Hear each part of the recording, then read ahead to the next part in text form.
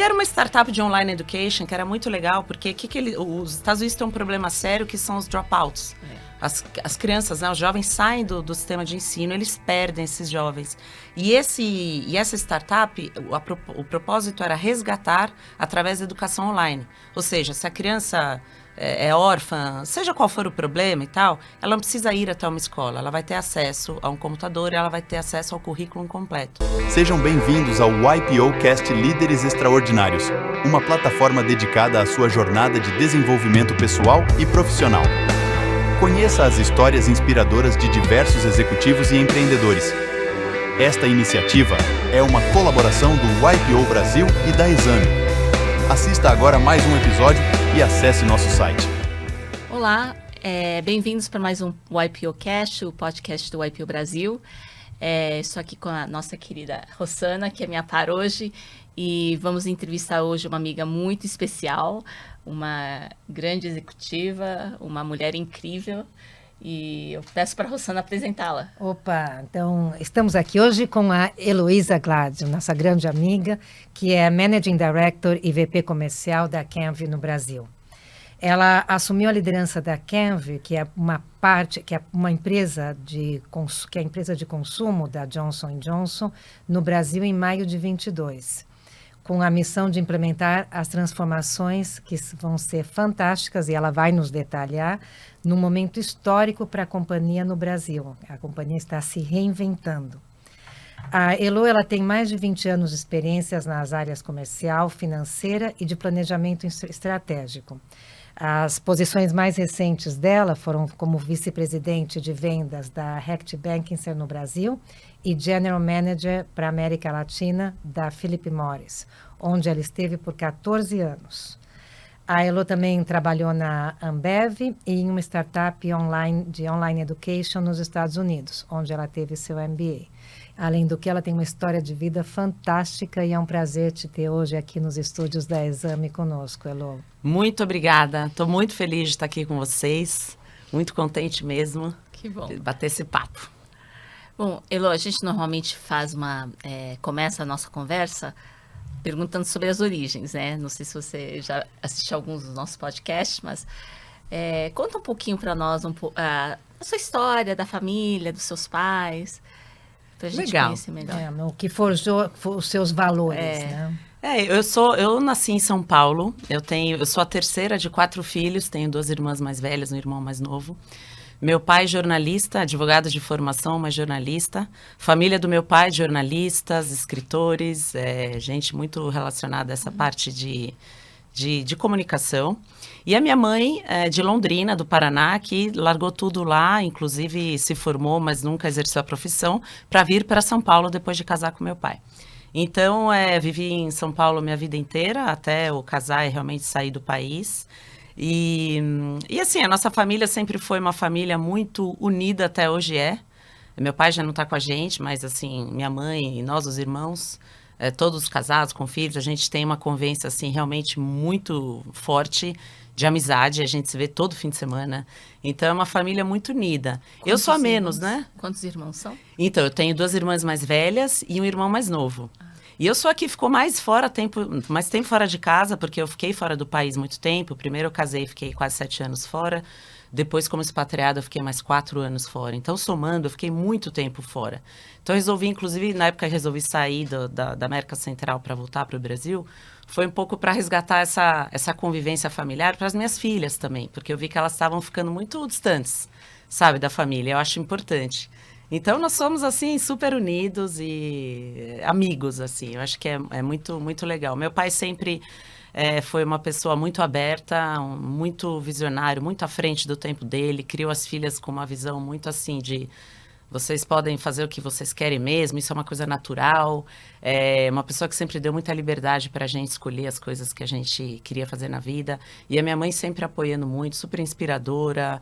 Uma mulher também super, assim, era pianista, tocou muito tempo profissionalmente, mas também formada em história, uma pessoa que tinha uma história também muito rica, assim, de vivência, mas que realmente optou por cuidar dos filhos, né? Então, acho que até isso também, para mim, serviu como uma referência, né? E então, assim, eu acho que a gente tem uma família muito sortuda, no sentido da palavra mesmo. Temos família e amigos, assim. Nenhum dos dois de business, então. Nenhum dos dois de business. A parte do meu pai, assim, artistas, então pintores. O meu bisavô foi membro da Academia Brasileira de Letras, Amadeu Amaral. Ele foi uma figura bastante prominente aqui no Brasil na época. Meu avô ajudou a fundar assim, jornalismo aqui no Brasil, Nabor Caires de Brito, foi um dos pais do jornalismo. E a família da minha mãe é uma família que originalmente do Espírito Santo. A minha mãe nasceu numa fazenda em Iguaçuí, mas muito cedo meu avô, né, o pai dela, decidiu mudar para Londrina, que na época era uma cidade que estava explodindo de crescer por causa do café. Então eles criaram raízes em Londrina e ela realmente só saiu de lá para casar e vir para São Paulo. Então, uma outra referência que eu acho interessante, a minha mãe largou tudo, inclusive a família, para casar. E chega aqui, tem filhos e não tem ninguém da família dela para ajudar. Ela, né, assim, criou os filhos aqui, meu pai trabalhando o dia inteiro. Ela criou os filhos sozinha. De fato, assim, sozinha, sem ajuda nenhuma. E é engraçado que isso aconteceu comigo, porque eu casei, fui para os Estados Unidos, eu e meu marido, e chega lá, minha primeira filha nasce lá. E eu tinha ninguém para ajudar, né? Eu tive que começar do zero. Então, acho que tem algumas referências que a gente vive dos nossos pais que a gente acaba revivendo de alguma forma, né? E você estudou em São Paulo também? Eu estudei sempre em São Paulo, fiz Mackenzie, fiz administração no Mackenzie. Na verdade, assim, eu queria ser bailarina. Eu comecei a fazer balé clássico aos 6 anos de idade, fiz Royal Academy of Dancing, obtive toda a certificação da Royal através do Cisne Negro aqui em São Paulo. E o meu objetivo de vida era ir para Londres para dançar balé. O tema é que quando eu tinha 17 anos, eu estava fechando já a minha certificação, eu tive um problema nos tendões e eu descobri que a minha vida de bailarina seria curta. E eu lembro que meu pai me chamou e isso para mim foi o desastre da minha vida, porque eu vivia balé. Eu dançava, eu saía da escola, ia para o balé às 2 da tarde, minha mãe ia me buscar às 9 da noite, né? Era assim. E então quando de repente, tua vida de bailarina vai ser curta, acho que eu descobri daí do meu lado assim, de uma pessoa mais...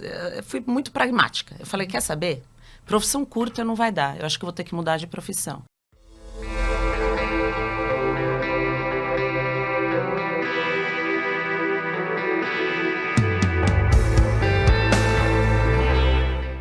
Então, na época, eu não sabia o que fazer. Eu gostava muito de escrever. Eu sempre escrevi bem. Sempre gostei de escrever. Acho que puxei muito do meu pai. E eu falei para ele, eu quero ser jornalista, então. Acho que eu escrevo bem. Ele falou, não, se você for jornalista, eu não pago a sua faculdade. Alguém que amava muito a profissão, você vê, né? ele é jornalista, meu avô, bisavô, todos jornalistas. Ele falava, de forma alguma que você vai ser jornalista. Ele não queria. Você acredita? Tem algum jornalista na casa? Todos? Ele? Não, das suas irmãs. Não, nenhum. Ninguém seguiu, porque ele falou que não, que jornalismo de forma alguma. E eu falei, gente, mas não é possível, é o que eu sei fazer. Eu falei, bom, então direito, né? Não sei direito, por que você não vai fazer administração? Depois você vê o que você gosta, tal. Eu falei, tá bom. E eu acho que eu tive sorte que eu entrei em administração, você começa a ver um pouco de tudo, mas nada com muita profundidade, mas eu gostei do negócio. Eu falei, nossa, tem um monte de assunto diferente aqui, contabilidade, estatística, ciências sociais, tinha um pouco de tudo. Eu gostei daquela coisa e acho que ao longo ali da faculdade eu descobri que eu acho que eu ia me dar bem no mundo corporativo, eu gostava. E comecei porque acho que era um curso que te permitia explorar muito. Então eu fazia cursos à parte de certos temas que na faculdade eu estava gostando. Eu era muito curiosa, né?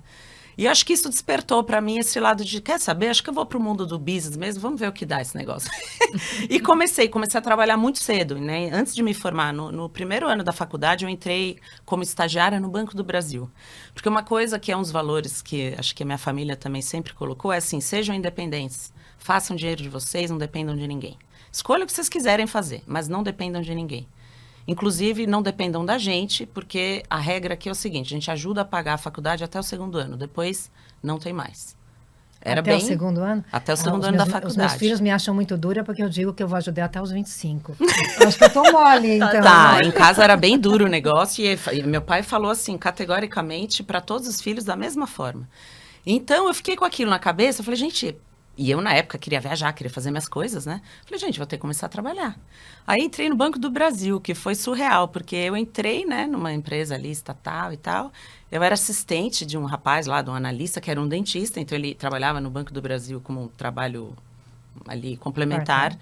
E o cara ficava lendo o jornal a manhã inteira e mandando eu contar guias. Então eu pegava guias de recolhimento de contas de água, se não me engano, era. Você tinha que contar aqui e somar na máquina. Esse era o meu trabalho.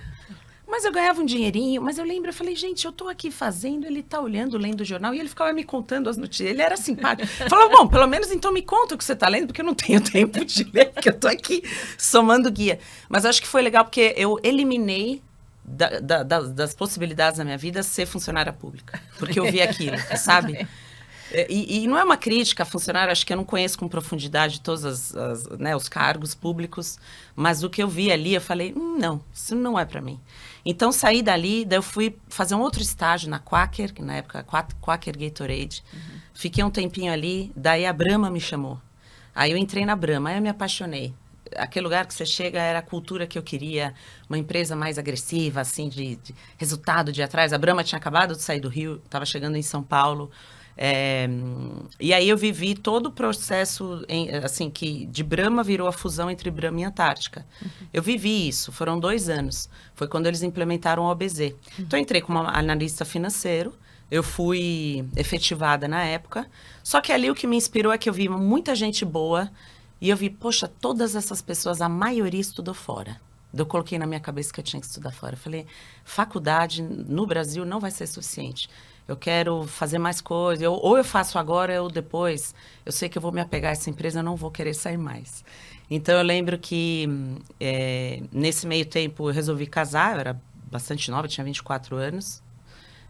Já namorava faz tempo. Já estava com ele faz tempo. Aí eu resolvi, assim, num ato de coragem, eu acho, porque eu adorava a empresa, o trabalho, estava indo super bem e tal. Mas eu falei, não, eu vou largar. E eu lembro que na época o diretor financeiro, que hoje, acho que até pouco tempo era o CFO da Ambev aí globalmente, Felipe Dutra, ele falou assim, não, tá bom. Eu falei para ele, você precisa me mandar embora, porque eu preciso pagar meu MBA agora, tá certo? E você precisa me ajudar, senão eu não vou conseguir fazer. Ele, não, mas o que eu ganho em fazer isso? Eu falei, não, mas Felipe, eu vou voltar para o Brasil, tá? Ele falou, tá bom, a gente vai te mandar embora, você vai, só que quando você voltar, você avisa a gente, porque a gente quer que você volte. Eu falei, legal. Na minha cabeça, eu voltaria em 3 anos, né? Fui e acabei ficando 7 anos. Porque eu casei, daí lá era uma nova vida, eu e meu marido, curtindo a vida. A gente e o Fernando foi fazer... Ele foi fazer MBA também. Junto com vocês. Ele tinha bolsa de atleta, então a gente morava no campus da faculdade. Uma vida, assim, uma delícia. Que hoje eu lembro, a gente morava num apartamentinho que era um ovo. E nós éramos felicíssimos, assim. E a gente curtiu muito essa vida vivendo fora. A gente morou no estado pequeno, Oklahoma, ele ganhou uma bolsa, né? E era uma bolsa full. Então eu falei, eu vou aproveitar e acho que é a hora de ir mesmo. E acabei ficando mais tempo lá, porque eu sou muito xereta. Eu entrei no MBA e comecei a ver estágio. Eu falei, não, eu quero fazer alguma coisa aqui. E tinha uma startup lá, na época não se falava muito de startup. Isso foi ano 2003, mais ou menos. Os Estados Unidos falavam um pouco, aqui no Brasil quase não se ouvia falar. E eu estava no estado pequeno, mas vi lá um negócio pendurado lá na faculdade, um papel lá, né? Buscamos estudantes internacionais que falem espanhol. Eu falei, bom, não falo espanhol, falo português, portunhol. Meti a cara e fui na entrevista. E era uma startup de online education que era muito legal, porque os Estados Unidos têm um problema sério que são os dropouts. As crianças, né, os jovens saem do sistema de ensino, eles perdem esses jovens. E essa startup, o propósito era resgatar através da educação online. Ou seja, se a criança é órfã, seja qual for o problema e tal, ela não precisa ir até uma escola, ela vai ter acesso a um computador e ela vai ter acesso ao currículo completo. Então, eu lembro que eu fui para a entrevista e ele falou, por que eu vou contratar você, uma estrangeira, tal? Eu falei assim, olha, eu falo o idioma que vocês precisam, e daí eu descobri, eles precisavam aprovar todo o conteúdo dos cursos, certificar, né? Para cada estado tinha que dar certificação para eles poderem vender curso naquele estado. E a papelada que você tinha que preencher era um negócio de 50 páginas. E eu era strategic planning, né? Eu olhava meio que visão geral. Aí ele falou, olha, faz o seguinte, isso eu já estava me formando no meu MBA quase. Ele falou assim, olha, eu não vou te contratar, mas eu vou te dar uma chance. A gente precisa aprovar o nosso certification aqui na Califórnia. É o maior estado, para nós é o mais importante. Se você conseguir aprovar, eu te contrato. Só que assim, eu não vou te pagar nada. Eu vou te pagar uma ajuda de custo e você tem 2 meses para fazer esse trabalho. Eu voltei para casa, eu falei, esse cara tá tirando sarro. Assim, eu já trabalhei, o que ele pensa? Ele acha que eu não vou conseguir? Ele me provocou, sabe? Eu falei, não. Aí eu lembro que eu comentei em casa, o Fernando falou, vai, você não tem nada a perder? Eu falei, mas eu vou trabalhar de graça, gente, eu sou formada. O Fernando falou, 2 meses? Eu falei, também, né? Mas eu lembro que eu falava pros meus amigos, o pessoal, todo mundo, você é louca, você vai fazer um trabalho de graça. Eu falei, gente, eu vou fazer, mas por outro lado, se der certo, ele vai me contratar. E eu achei a empresa legal, eu vou apostar. Apostei, apliquei, em 1 mês e meio conseguiram passar o negócio. E foi muito legal, porque daí eles não só me pagaram o período que eu tinha trabalhado, que ele falou originalmente já era o plano, eles me contrataram, pagaram advogado, visto, tudo isso. Então, assim, foi uma experiência muito legal lá.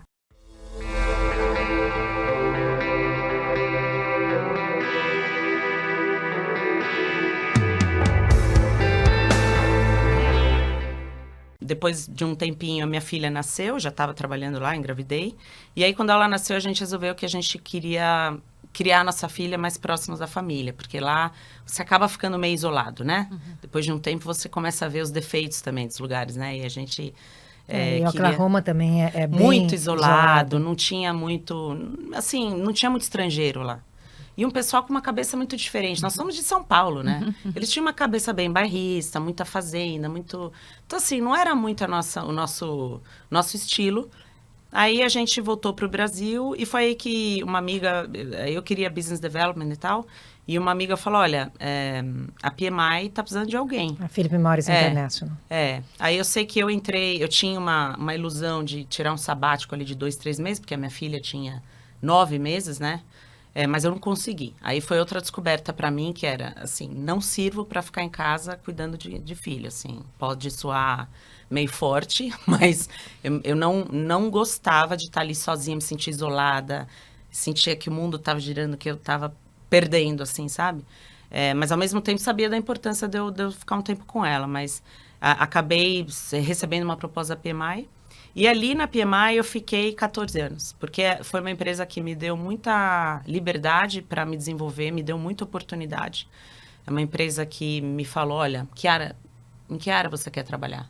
Porque eu falei, nesse momento eu já sabia que eu queria ser presidente de empresa. E eu tinha uma coisa na minha cabeça que era, eu vou explorar o máximo possível diferentes áreas, né? E depois eu vou escolher uma para me aprofundar. E foi uma empresa que me permitiu fazer isso. Então... investiu muito em mim, muitos treinamentos no mundo inteiro, uma série de programas. Então, eu fiquei 14 anos, foi uma super experiência. Você começou em São Paulo ou já em Curitiba? Eu comecei em Curitiba. Porque quando nós voltamos para o Brasil, na verdade, meu marido voltou contratado pela Ambev, como gerente de fábrica. Ele foi gerente... Em Curitiba, na época, eles tinham 2 fábricas. Então, meu marido cuidava das 2 fábricas, a parte toda logística. Então, a gente foi para Curitiba. Então, realmente, eu saí de São Paulo em 99, quando eu casei, e fui voltar para São Paulo em... 2021.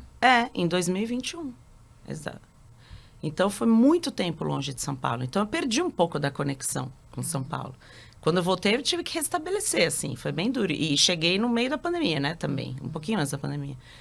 Mas, eu sei que, assim, fiquei minha carreira toda na PMI, fui expatriada. Acho que um fato interessante é que também, eu sabendo que queria ser presidente de empresa, sempre me falaram, para você ser presidente aqui nessa empresa, você vai ter que sair do país. Seja agora ou seja depois, mas você não vai virar presidente do Brasil sem conhecer um outro país. Na época eu achava meio esquisito, mas era a prática, né? Então eu fui me preparando, a gente em casa foi se preparando. E meu marido, ao longo desse trajeto aí, ele saiu do mundo corporativo e se aventurou a montar a empresa dele. E montou uma empresa em Curitiba. Então, assim, a gente em algum momento se preparou, porque a gente sabia que ia acontecer a expatriação. Então, eu fui para o Caribe, depois eu fui para a América Central.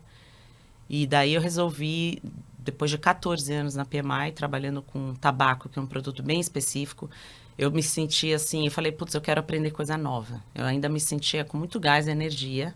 Mas foi um momento, assim, que eu acho que tive que ter muita coragem para mudar, porque eu estava super bem lá. Estava expatriada e estava, né? 14 anos numa empresa, você já conhece tudo, né? Tudo. E todos. Mas aí, sabe o que me despertou? Foi que eu falava com os meus pares, pessoas do mundo inteiro. A gente ia para os eventos e tal, e eu via que a conversa era meio que, não, agora que eu cheguei onde eu quero, eu vou amarrar meio que o meu burro na sombra, no bom sentido. Agora é sair de um país e para outro, mas vamos ficar aqui que tá tudo certo.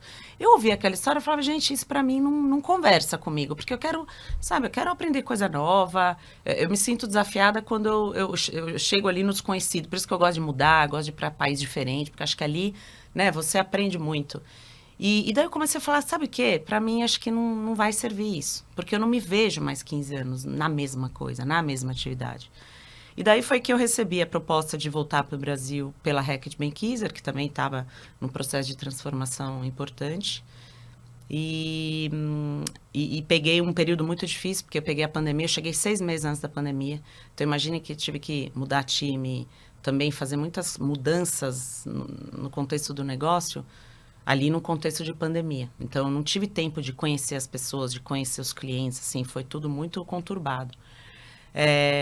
Mas foi um aprendizado enorme para mim, uma experiência super rica. Fora isso, eu voltei para o Brasil, uma coisa que eu queria, né? E depois, então, de 3 anos na Reckitt, eu recebi o convite para ir para Johnson & Johnson, que já sabia que haveria um spin-off da divisão de bens de consumo, que se separaria e viraria uma nova empresa. Então, ao longo da minha trajetória, eu aprendi que eu gosto de ser uma líder que transforma, né? Acho que se você pensar estilos de liderança, acho que uma parte minha é líder transformador.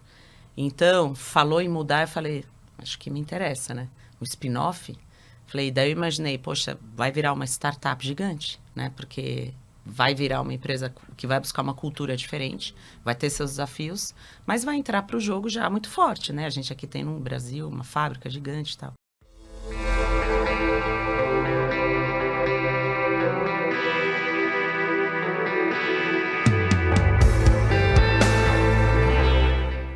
Então, achei uma proposta bem legal, transformadora, arriscada. Acho que desde o ponto de vista do negócio também para mim, como profissional. Mas com uma base sólida, né? Porque com uma são base, marcas que todo mundo fortes, conhece. né? Então, Pois na nossa origem exato. desde pequenininho. Né? Eu falo, a Johnson, gente né? cuida das pessoas, eu vou dar palestras, coisas, eu falo, eu já cuidei de todo mundo que está aqui. Porque é fato que vocês, os pais de vocês usaram Baby Johnson's, shampoo, sabonete, né? Então, eu pensei nisso, né? As marcas são muito fortes, uma equipe muito forte, uma cultura forte, muito voltada para as pessoas e tal. Uma estrutura aqui no Brasil instalada muito forte, então um centro de pesquisa e desenvolvimento, uma fábrica gigantesca, um complexo fabril, na verdade, de 11 fábricas dentro. Então, assim, uma infraestrutura muito forte. Eu falei, vou apostar, né? Vou. Então, estou desde então nesse desafio, há 1 ano e meio. Muitos desafios, realmente, mas eu acho que a gente está conseguindo fazer a transformação. Então, antes da gente entrar na transformação, que acho que aí a gente vai aprofundar bastante, conta um pouco dessa sua transição do ponto de vista pessoal, né? Entre Brasil, Caribe e Costa Rica, né? Como é que foi o desafio para a família? Para gêmeas, você tem um... também uma parte que eu deixei um capítulo à parte, mas que é muito importante, assim, a minha filha nasceu nos Estados Unidos, voltamos para cá, ela tinha 9 meses. Quando ela completou 5 anos, eu engravidei de novo. Então, e daí descobri que estava grávida de gêmeas, né? Totalmente fora do planejamento. Eu falei, poxa, mas, né, gêmeos? Eu não tinha intenção de parar de trabalhar, né? Na época eu morava em Curitiba, estava na Philip Morris, cheia de projeto e coisa. Então, assim, eu segui, tive as minhas filhas, e quando elas completaram, acho que elas estavam com 3 anos e meio, quando me trouxeram a proposta de sair do Brasil. E eu falei, gente, mas eu com essas meninas, né, 3 anos e meio, a mais velha estava com ali 8, 9... Aí eu falei, e aí, né? Daí meu marido, eu lembro que na época a gente conversou, ele falou, não é o plano? Vamos executar o plano. Se não der certo, volta, né? Não vai ter problema. Só que tinha um agravante que ele estava com o negócio dele fazia alguns anos e também estava super bem, estava na fase ainda de estruturar o negócio. Não dava para ele largar tudo e nem eu queria que ele largasse. Porque eu tinha uma referência na minha cabeça que toda mulher que sai expatriada e o marido vai sem alguma atividade, o casamento... assim, sofre. Assim, alguns casos eu conhecia, eu fiquei com aquilo na cabeça. Eu falei, gente, também não quero comprometer, né, o casamento por causa disso. Então, assim, o mindset era, vamos tentar, se der certo a gente segue, se não a gente volta, né? Então a gente foi para a República Dominicana, eu assumi como diretora de vendas, a primeira mulher assumiu um cargo de liderança lá. No Caribe, né, vocês sabem, a América Latina no geral ainda é bastante machista, e lá eu acho que mais ainda. Acho que uma coisa que, assim, você chega nesses países menores da América Latina, ou da América Central, ali onde você sente que o Brasil está uns 30, 40 anos à frente em alguns aspectos, essa é a realidade. Né? Então eu falei, poxa, será que eu vou conseguir fazer aqui? Porque, assim, você já começa a sentir as diferenças culturais e o fato de eu ser mulher também. Mas acho que foi um ótimo aprendizado. Fiquei ali, acho que 6 meses, aí falaram, olha, tem uma posição de GM na América Central. A gente quer que você assuma, teve um tema lá, a gente está mudando muita gente da liderança. E eu estava lá, né, na lista para assumir e tal, para crescer. Aí eu falei, quer saber? Eu vou. As minhas filhas estavam se adaptando super bem, aí eu também aprendi isso, que às vezes a gente tem tanto medo das crianças não se adaptarem. E a minha primeira descoberta foi que eles se adaptaram mais rápido do que qualquer um. Elas, quando eu vi ali, 1 mês e meio, uma delas já estava falando espanhol sem sotaque. Eu falei, gente... Porque foi, assim, as meninas com 3, 4 anos ali estavam...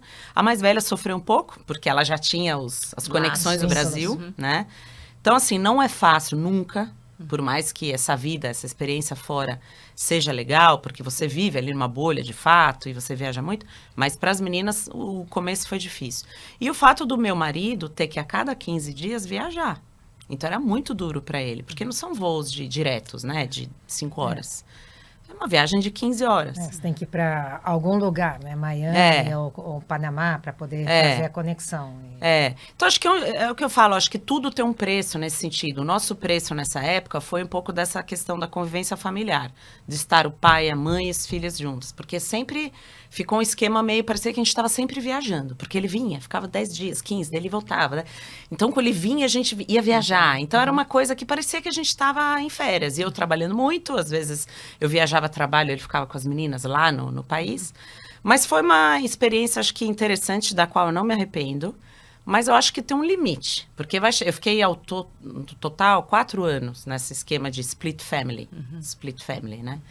Então, acho que tem uma data de validade, assim. Depois, acho que começa a comprometer um pouco a convivência, né? Acho que também do pai ou da mãe com as crianças.